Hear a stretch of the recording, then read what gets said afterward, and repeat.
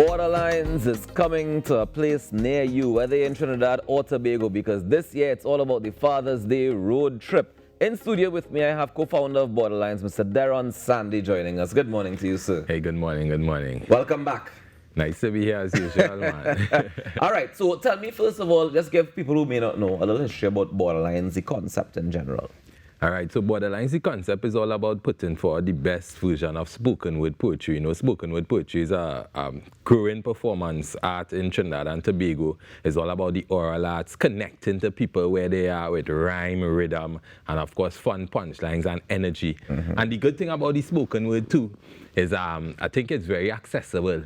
It's very accessible to anybody. You know, sometimes people hear the word poetry and they kind of get automatically turned off from it. But it's a different kind of poetry. It's spoken with theater. We have some music fused in between and some nice audience engagement. So that is what Borderlines is, a premium spoken word performance showcase. And tell me about the expansion of it now to the road trip.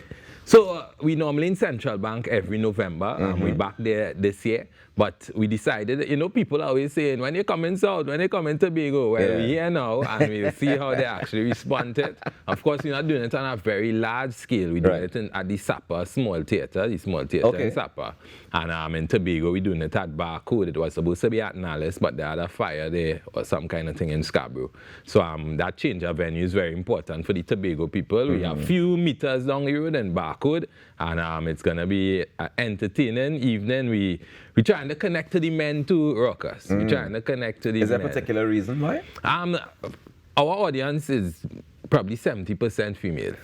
And that's understandable. I think theater kind of attracts females more than males. But maybe they're coming to see you. It could be possible. It could be possible. Fortunately or unfortunately for my wife. Because that will count for you in the long run.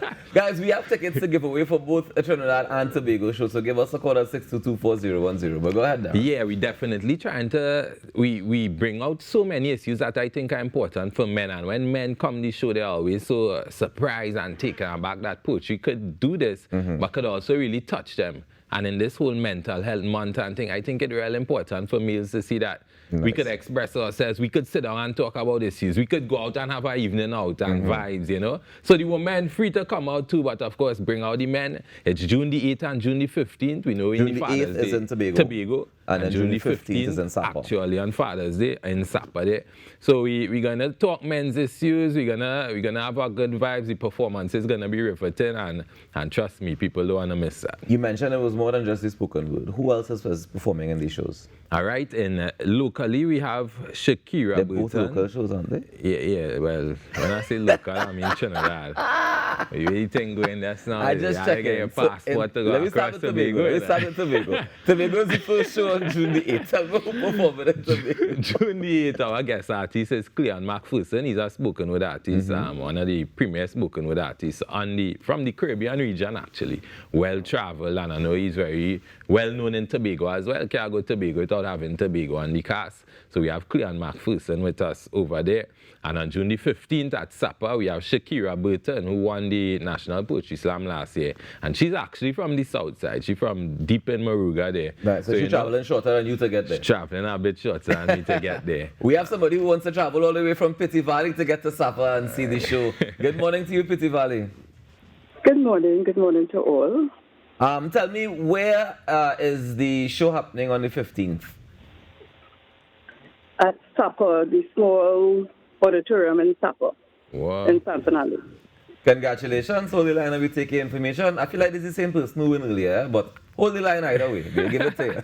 Okay, so now a month of fun. Hey, mental health awareness month. If it helps your mental health, then let we go and do it. We still have one more ticket to give away to the Tobago show. So I want to encourage somebody from Tobago to call, or somebody who's heading across to Tobago or wants to head across to Tobago on the 8th of June. For those who don't win tickets, Derron, how much do tickets cost and where do we get them? Tickets cost $200. You could get tickets at caritickets.com. That's CARI tickets.com. Or you could call 481-50 15 or 14, or just check us out on social media, Derron Sandy Poet, across all platforms.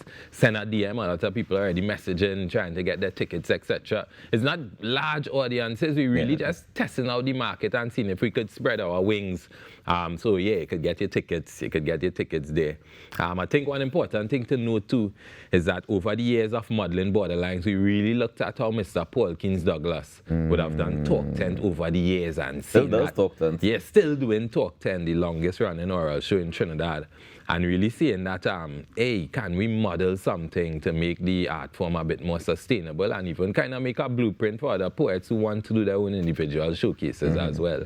How important is that for you, carrying on that legacy, to say that people like Paul Douglas would have come before, and then we kind of went into more comedians, and then now you have a whole generation of spoken word artists to the point where we have a national competition, biggest in the region, if not the world, in regards to doing the spoken word. But for me, I've seen spoken word evolve from just being about telling stories to being like the new calypso, like the new voice of the people. Is that how you feel about the evolution of it as well? Definitely. And I think that is the most important thing you could do as an artist in any art form that is growing. See how sustainable you can make it by the time you leave. See how many more artists could come on the scene. I think in Trinidad and Tobago, sometimes we have the culture of gatekeeping and trying to protect, this is our thing, this is my thing, but that don't belong to you. You didn't get a gift just like that. So I think it's important to really spread it and seeing young people doing the thing. Alexandra did her first individual show last year. And seeing many other poets coming on board with different initiatives and stuff. Zakia Gill doing her stuff down south as well, and just building it from your own community kind of way. I think is an excellent thing to see. And when spoken word wins, everybody wins, you know.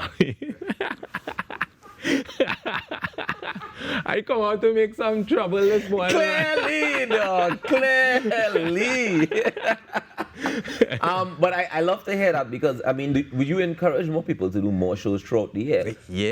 Do we have enough audience willing to come to spoken word events? Well, that is the thing. Now, I think what Zakia did in South, she's from Mayor Road. And she did her show in Mayor Road. I saw people, her community, and was well attended and stuff. So I think it don't always have to be a big space, a central. You could start in your own community and just kind of build out after that. I think that is important as well. In terms of building, I mean, you didn't start your show in your community. You came to Central Bank and did it because you're already Derron Sandy, right? You're a nationally known name when it comes to spoken word, because you've been a part of it for so long. How have you seen the Borderlines grow over the years? Because you'll have maintained that Central Bank. This is the first time I'm really seeing you venture outside of the auditorium. Yeah, well, this is where the growth is in the venturing out. I think we kind of mastered the Central Bank, because we started off pretty hot. Of course, it would have been the groundwork of the 2 cents movement in all those schools, giving you that leverage and that space to grow as an artist. And now being able to branch out, we'll see what happens next month and see how sustainable we can make that and just have more shows throughout the year. Well, we have somebody from Tobago who's ready to go to they're ready to go to the show. Let me not say where it is, just in case that's the question. Good morning, Bonaccord. Bonaccord. Hi, morning. Good morning. How are you doing this morning? I'm great. Tell me, who's going to be performing at the show in Tobago that is not Derron Sandy? Clean McPherson. All right, congratulations. Just like that, you win a ticket to go to the show. Congratulations. Hold the line for us. Thank you. No problem at all. Have a great day.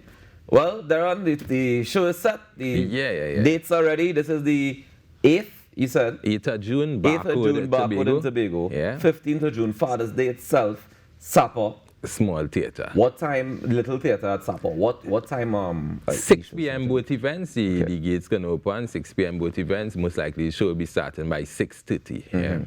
Who are the musical guests in the show? Well, Borderlines itself, we have a kind of musical choir Borderlines team. Jesse Johnson, known keyboardist, and he'll be backed by Kenyatta Lewis and Afisha Humward. Afisha is a little TikTok sensation, you know. So yeah, we have them on the cast mixing the music nicely with the theater. It's gonna be a good evening for sure. Man. Darren, thank you so much for joining us this morning. Thanks for having me. And all the best when it comes to Borderlines in June. I know you will definitely have a great time, and I hope the audience comes out and enjoys it, and we can make it more sustainable as we continue. For sure, give thanks, man.